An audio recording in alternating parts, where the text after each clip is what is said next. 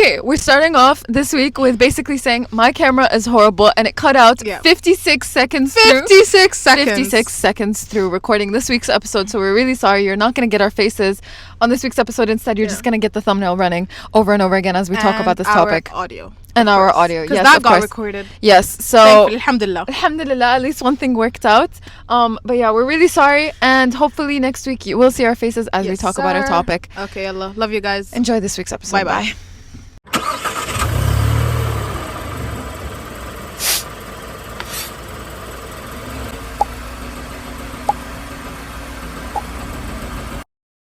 Hi everyone. Hey guys. Welcome back to another episode of Minds in Neutral. Remember when we used to make that echo? Oh yeah, we used to do it on audio where it would be like Minds in Neutral and then neutral would be like Yeah. Maybe we should try that again. Let's see if we can do it with video. I think we can. Yeah, I think we can definitely try. Anyway, this is a bit of a different setup because it's Nighttime. We are past our curfews. Yes, but we would do anything for the podcast. For you guys. Lock their doors just in case. Okay. We're good. Even though we're safe regardless, but yeah, better be safe than sorry. Always. Exactly. Yeah. How are you? I'm good. You know what this reminded me of? The whole better to be safe than sorry. Basically, there's this one time where I left my car open because it was just going to be like a quick in out. Okay. And then when I came back, I checked every hidden spot in my car. Really? Yeah. But there's so many times that, I mean, I hope my sister's, she's going to comment on this so much. But there's so many times that I'm like, wait, did I actually lock the car? And I'm like, I'm fine. There's nothing that I leave in the car majority of the time. Like, it's like what? Like my lunchbox. My like laptop, iPad, phone, everything. You leave everything. I don't leave that much. No, I don't leave that much in the car. Like, khalas, if I like park it in the uni garage and I go, like, there's really not that much. I mean, what are they going to find? Yeah. Like a charger and like just some random paper here and find, there. Like all the like cafeteria menus. Yeah, exactly. Water bottles, random bags. But yeah, alhamdulillah that we live in a place where we don't really have to think about that. Like I always think about like, bro, like in the US and in different parts of the world, it's like it's scary to even like you have to go to your car in a parking lot and make sure that you're not on your phone, you're not distracted, because like there's so many incidences of like women getting kidnapped and like followed and everything. Yeah. I find that so scary. Or like they would put something on the car, like trap something. I don't know. I watched this one TikTok of this girl being like, oh, something happened to me, and she ended up getting like a phone call while she was at this parking lot in the middle of the night, and it was a person basically saying, oh, like I think I left something around your car and whatever. And she was like, if you leave your car, like someone could easily like, you know. And there was this other what's the whole thing when it's not kidnapping, what is it? Human trafficking. When they take you, but there's like another tactic that some people do where they like leave a baby's voice, like a baby audio of someone crying, of like a baby crying, and then it would like bring these women in to like find where the baby is crying, because you know, like obviously if you hear a baby crying in the middle of the night, you're gonna want to know like, is this baby okay? I would get so scared. Would you not check on the baby? A haunted doll trying to follow me. Really? To be honest, here a baby crying or a girl's voice, I'd be like, no, I'm good. Really? To be honest, here maybe I wouldn't check myself. I would probably call the police to check. I'll be like, there's a baby in this like area and they're just crying in the middle of the street. Like, come and check it out. I don't know. Or maybe I'll check in like my car. Like I'll drive my car. Oh, okay. That's actually another smart thing. Yeah, but it's so scary. Like, I can't imagine, because, you know, you have this, like, instinct to be like, oh, I want to check. Like, this is a baby crying. Like, it could be someone in danger, and, like, I want to look out for them, but, you know. No, that's so creepy. Yeah. They, like, use your goodness against you, which is so scary.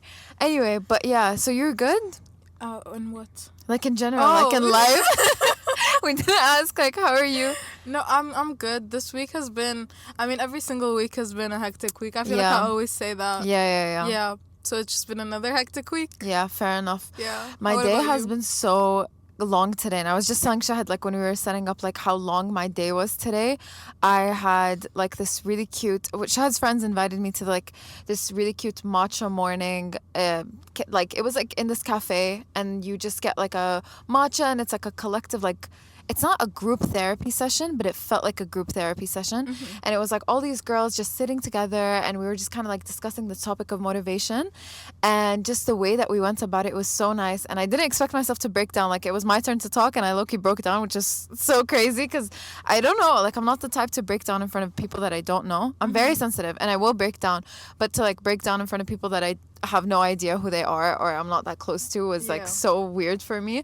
But it was really nice. Like, I'm not gonna lie. Like, I called Shahad afterwards. I was like, this was so nice. Like, I feel like you would really enjoy it. And then afterwards I had class, and then I came back home. I picked up my sister, I came back home, and then and now we're filming for the podcast. The fireworks are just going crazy. Yeah, the fireworks Look are at them. They're like, are they not afraid that it might like hit? I don't know, because it's Diwali now. Yeah. So happy Diwali to whoever's celebrating. But like, it just looks very close to it does look very close. Buildings and human beings. Yeah, because they're the ones that are holding it. Yeah. I don't know. Maybe they have their tactics. They've clearly done this before. Like, I don't think it's their first time doing it. So they might know like how to like work around it. Anyway, but yeah, alhamdulillah. Good week, even though stressful. It's been good, been productive. I felt like today was so long, and I'm just so excited to have my day over. But I have so many things that I need to do. I'm about to like go grab an energy drink and just go home and grind. Yeah. Hustle it out. Yep. Fair enough. But yeah, so this week we really wanted to talk about a topic that, you know, to be honest, we tried to record this before. Yeah. So the topic is just about women's rights in Islam, and we really tried to give it a go. But you know, like, it's a topic that you have to be very educated about. And me and Shahad really wanted to like approach this topic correctly, because there's a lot of Islamic evidence, but you have to like word the format correctly and everything. So like bear with us this time, because like there might be times where we might pause and we might like recollect our thoughts and be like, okay, wait, how are we going to actually direct what we want to say? Because it can be taken in a very controversial way. And we're also trying to say it in a way where it's educational and it's not like attacking anyone. Yeah. But also like just trying to make you guys understand that women do have rights. The women in Islam do have the right. So just bear with us and try to take what we say with an open mind. Yeah. And don't try to nitpick everything that we say, because I feel like some people, when they're closed-minded, they would come into it, they might watch the video to know about it, but because they're closed-minded, they would nitpick. They would watch the video hoping to find something to argue about in the comments. So just bear with us. At the end of the day, we're equally trying to understand, like look, from firsthand, we know that we have rights in Islam. Like firsthand, because we live Islam on a day-to-day basis. We are women in Islam, and it's something that we experience firsthand.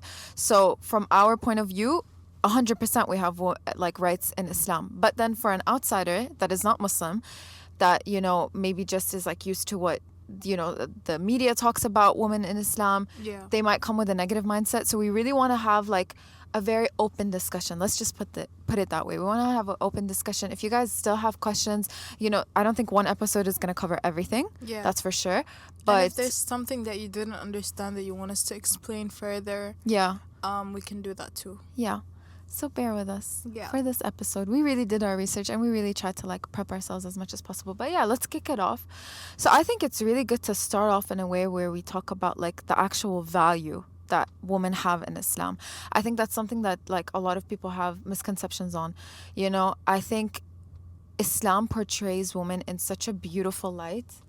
We're getting really distracted by the fireworks. They're actually so entertaining to look at. It's getting closer and closer. Nothing's gonna happen to us. Nothing's gonna happen, inshallah. No, don't worry.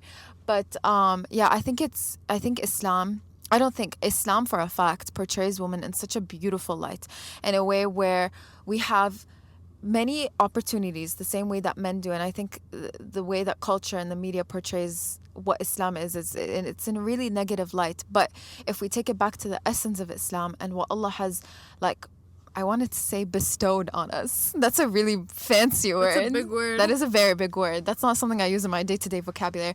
But what Allah has actually put in place for us, it's of a lot of value. And even the things that we do, like for example, hijab has a lot of value and has a lot of meaning. And that's something that we try to like talk about a lot.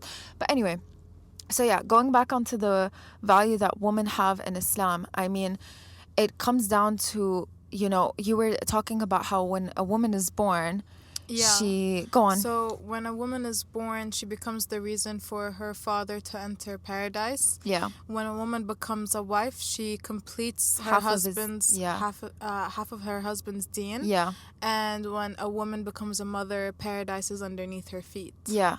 Which is such a beautiful way to think about like the emphasis that women have in Islam and how much like our character is. Like, it's not something that we are ignored or that we are belittled in the religion, because we aren't at all. Like, and also how much impact we have on men. Yeah. Like, I will be the reason why my dad enters heaven. Yeah.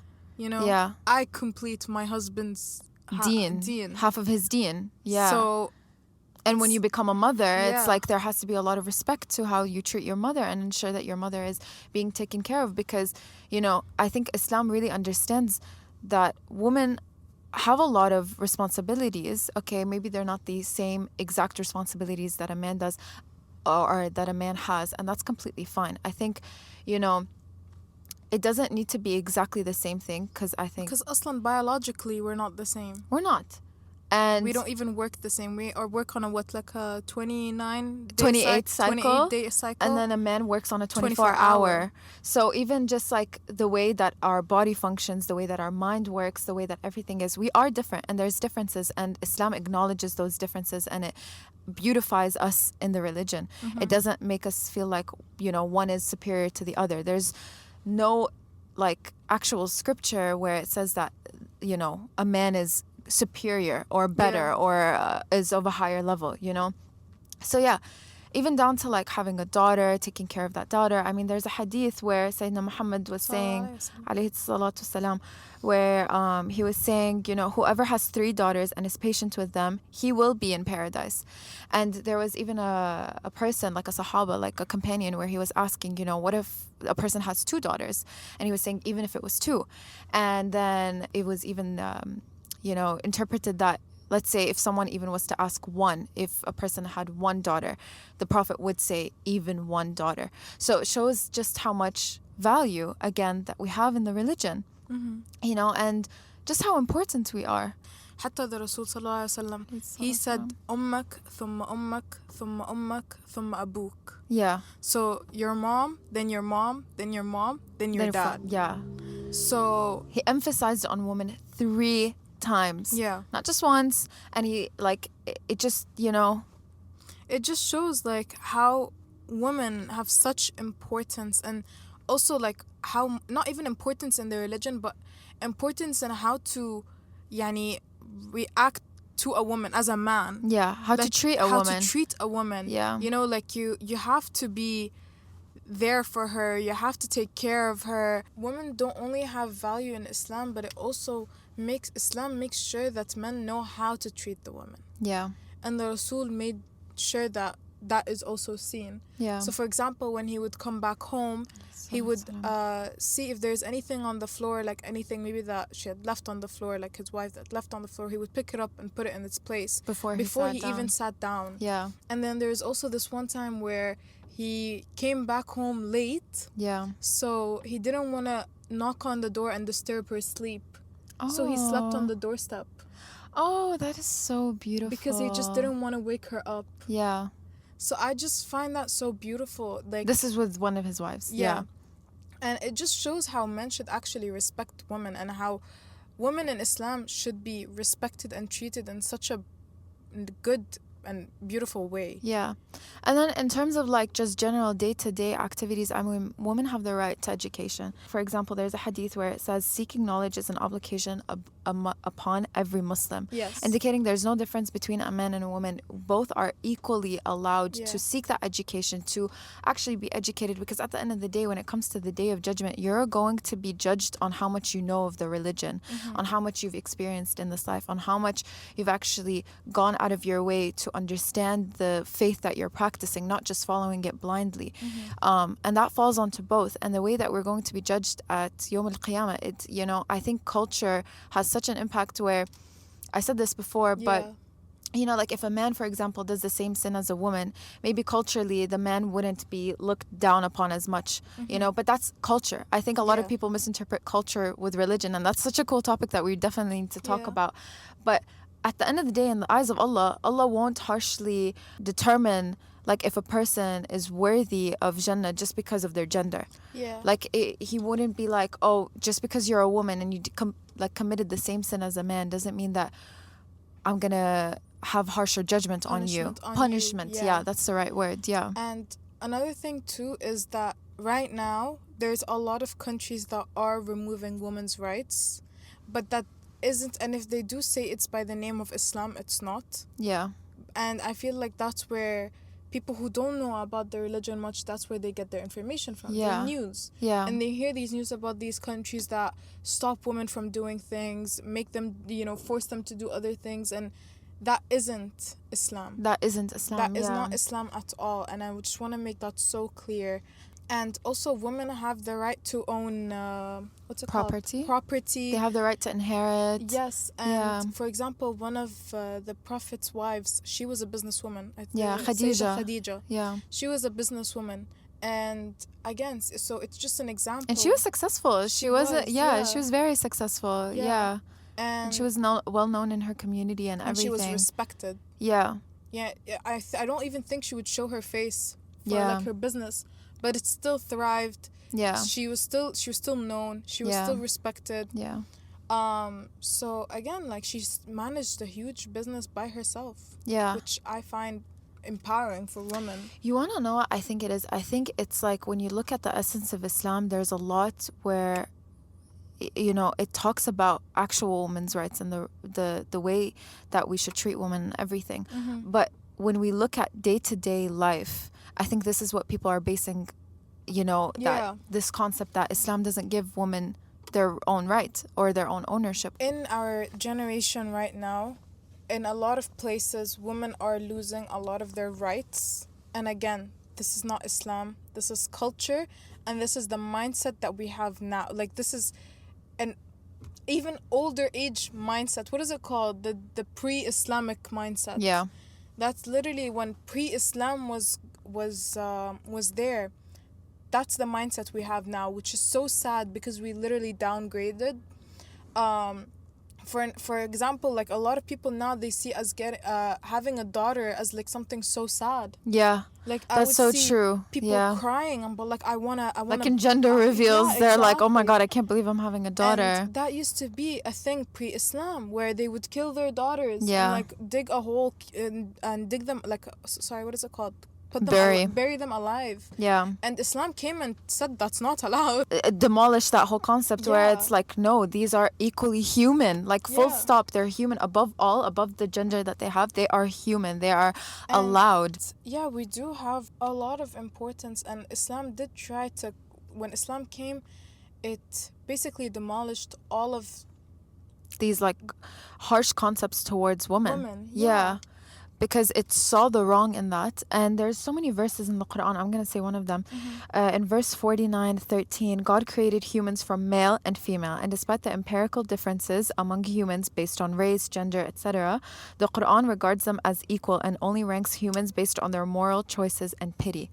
I think that is the most best way that you can put it, where the Quran, the way Allah judges people is just basically on how you choose to live your life morally, how you choose to practice the deen, how are you how are you as a Muslim being connected to your faith.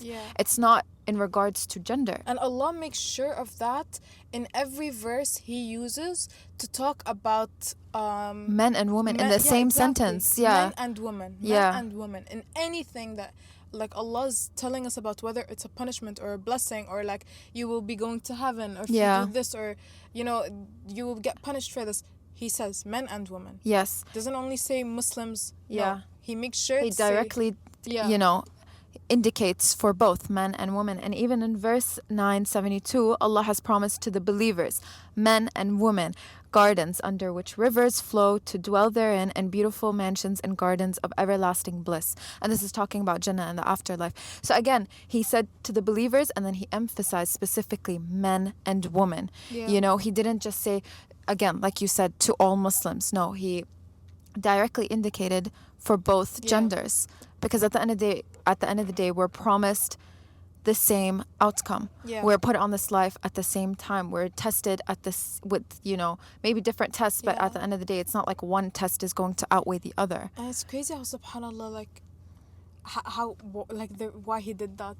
Is it because he knew that there will come a point where there will be so many like, oh yeah, well, he didn't specify that it's actually women. Yeah. Like Allah had to specify. Yes. Wait, wow, that's actually so true that you said that. Yeah. Specify that women will get the same rights as men. Yeah. Just in equality, basically, in anything it is. Yeah. But that's just crazy. That is crazy. Subhanallah. I mean, the Quran, I feel like the Quran's always talking in like future tense. Yeah. Because it's never the way that the Quran was written. It was written in a way where it can talk about every time and place, every form of context. Like there's discoveries in the Quran that were always there 1400 years ago, that were written a long time ago, that people are starting to discover. Like for example, the queen bee, it being a female, Allah referring to it in a female, what's the word? Like tense, like male tense, female tense, not tense. Not tense. Verb? No. Verb. Noun? No. Pronouns? I don't know. Okay. Yeah. Another one is the universe expanding. Yeah. In one of the ayahs, it was talking about how the universe keeps expanding and it just never stops, and they recently discovered that. Another thing which I find like so crazy is that I think it was in Surah An-Naml, where he was basically talking about there is an ayah, I don't know the specific ayah, but it said shatter the ant. And was so confused on about the actual word shatter. Why using shatter? Like if you like smash, like if you like hit and like press, what's it called? Like press stomp on an ant, it's gonna smash. It's gonna smash. Yeah. But then they found out that the ants are actually like have percentage of like glass components in it. So you're literally, when you step on an ant, you're breaking glass to an extent. You know. Yeah. And I was like, wow, subhanallah. Like, it's just. Actually, just there's so many discoveries in Quran, and it's always been like there's so many scientists that once they like actually understand, or like they find a discovery and then they realize, oh wait, this is in the Quran. So many have converted. By the way, also in the Quran, and because there's also numerical miracles.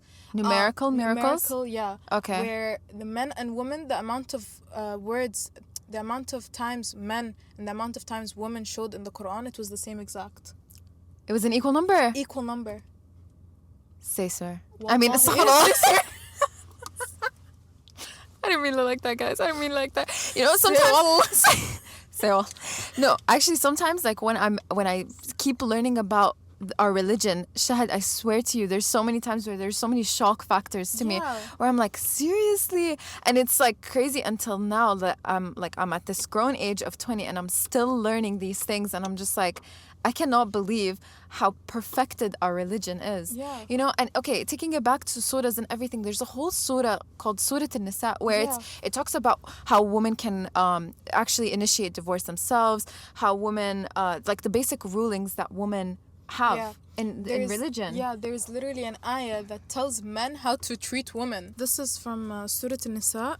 It says, "O you who have believed, it is not lawful for you to inherit women by compulsion," so you can't force them to be married with you. And it says other stuff, of course, and then it says, "And live with them in kindness." So this is when they get married. Okay. So Allah's telling the men how to treat women when they get married, and live with them in kindness. For if you dislike them, perhaps you dislike a thing, and Allah makes therein much good. So maybe like what you dislike about them is actually like a blessing that might come in the future and you don't even realize it. Do you know what I mean? Yeah. I think it's basically talking about like, I mean, Allah would understand that there's challenges in a relationship, and Yeah. even if you face those challenges, like like even during those moments where you get frustrated at each other and you have fallouts, or there could be like disagreements, to always treat them with kindness even during those moments where you're disagreeing. Yeah, there is also something I heard, which you can fact check me if you want, like I'm not quite sure, but I heard that if every tear that a woman cries because of a man, yes, then every step that a man takes is cursed by Yeah. the tear that woman cried. Yeah. Yes, like the angels will curse every single step. Yeah. So don't be making women cry out here, because don't. men Don't do it. Don't do it, because it's not looking good for you guys out here. But yeah, I think, I think another thing that people get really confused about is that Islam emphasizes a lot on men taking care of us. Yeah. Which, for some reason, I don't understand how that could be misunderstood or confused. I mean, right? In what way? How's Because- it getting confused? Like, because so many people are thinking that it's stated that way, as in like women are, astaghfirullah, an object underneath men, that men have all the responsibility for these, not responsibility in a positive way, but in a negative way, where it's like they own them, basically. A lot of societies think that in Islam it's like you're basically owned by your dad, you're owned by your husband, you're owned in general, like as if you're Guys, we just don't even take our man's last name. Yeah, there's yeah. Oh, facts. Done. Cut the cameras. We don't even take our man's last name. That is so true. Yeah. Because we are, at the end of the day, our father's daughter, And then like I think that it's so funny that because if you actually look back at it again, Allah just keeps on emphasizing about how men should be responsible of their women in a positive way, where they take care of them, where they ensure that they're clothed, that there's food, that they're just being treated as good humans, basically. Yeah. Full stop. Which is so funny, because now there's like so much debate on like women basically saying that, I won't do 50-50, I won't live this 50-50 lifestyle, I can't do, like I need a man, like an actual classic, like old school type of man that's going to take care of me. Then the whole sprinkle lady came out, where she was like, you have to be treated right, he has to pay on the first date. Like, guys, we don't have none of that. We actually have none of that in our religion, because that's been there since day one. We have none of that in our religion because it's been there since day one. Like, we don't even have these like mindsets where it's like, do you get what I mean? These mindsets where like, you have to play the game to be treated right by a man. You have to do all of this extra stuff. Like, it's been there since day one. Exactly. It's literally been there since day one. And, like the responsibilities that Allah put on men to take care of us is, again, in a way to protect us. Not that we cannot take care of ourselves. Of course we can. At the end of the day, Allah gave us the same, alhamdulillah, the same... He gave us a brain. He gave us a brain. He gave us a heart. The same body. Not necessarily the same body, but 2 legs. Everything. The same... What are these called? Like... The same organs. Allah gave us the same organs at the end of the day. I'm tripping over my body words. parts. The same body parts, where we have a functioning brain, we have arms that work on their own, legs that work on their own, alhamdulillah. So it's not like we are at like, how can I say this, where it's like if a man doesn't treat us right, at need of like the men treating us that way. Like, we don't need it, but Allah gives it to us as like, here you go. Yeah. Like, we're not gonna like stop functioning without men. Yeah. But it's for our own like peace. It's for our own comfort. It's actually for our own well-being in the bigger picture. It really is. I think men need women and women need men. We come hand in hand. We're there to complement each other and complete each other, and that's just the way it is. Otherwise, neither of us would have been created. If it was meant to be a world for men, it would have been a world for men. If it was meant to be a world for women, we would only have women. At the end of the day, we're created in pairs. We're created to help each other out. I think we're both equally resources to each other, and it's just so sad that there's so much disparity now. And I think Allah predicted that disparity, and that's why He emphasized so much on like us being equal parties and helping hands, and not enemies. And when we talk about men's responsibilities, we as women, we also have responsibilities towards men. Men, of course.